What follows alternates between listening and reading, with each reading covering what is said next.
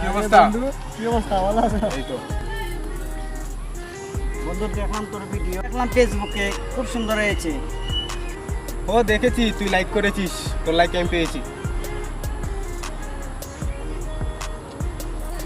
বন্ধু ভালো কোনো কন্টেন্ট বানা, দেখবে রাতারাতি ভাইরাল হয়ে যাবে। আরে আমার তো সময় আছে নাকি? সময় তো নাই। এই তো অফিস ছুটি, ফাঁকে ফাঁকে যে সময় পাস সেই সময় হবে। আরে ভালো কন্টেন্ট বানিয়ে কি করব? আজকাল ভালো জিনিসের দামই তো নাই।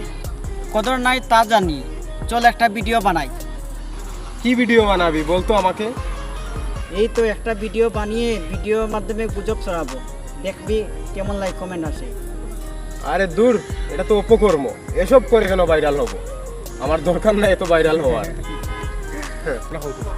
আরে বন্ধু, এসবই এখন ট্রেনিংয়ে চলে। তুই দেখোস নাই এসব ভিডিও ফেসবুকে কিরকম লাইক কমেন্ট আসে? আরে তুই পাগল হলি নাকি? ওদের অবস্থান কোথায় আর আমাদের অবস্থান কোথায়? পুরো জিন্দেগি গেলেও তো আমরা এসব করবো না। ওদের কোনো জাত আছে বেটা? ওদের কোনো জাত নাই। ওরা ফেসবুকে এসে অশ্লীলতা ছড়াবে, যা ইচ্ছে তাই ভিডিও বানাবে, ভিউ কামাবে, টাকা ইনকাম করবে। কিন্তু আমাদের টাকা ইনকামের এত প্রয়োজন নাই।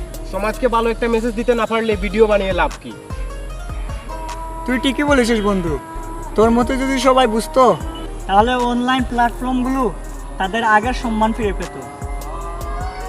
তোরা দেখিস, আমি ভিডিও বানাবো, একদিন খুবই জনপ্রিয় হবে আমাদের ভিডিও। অনেক মানবিক কাজে তখন আমরা সহায়তা করব।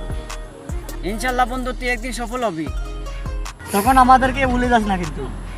আরে বন্ধু, তোদের ভুলা যাবে নাকি? তোরা আছিস, তোরা থাকবি, তোরা সবসময় আমার সাথে থাকবি, আর আমিও তোদের সাথে থাকবো।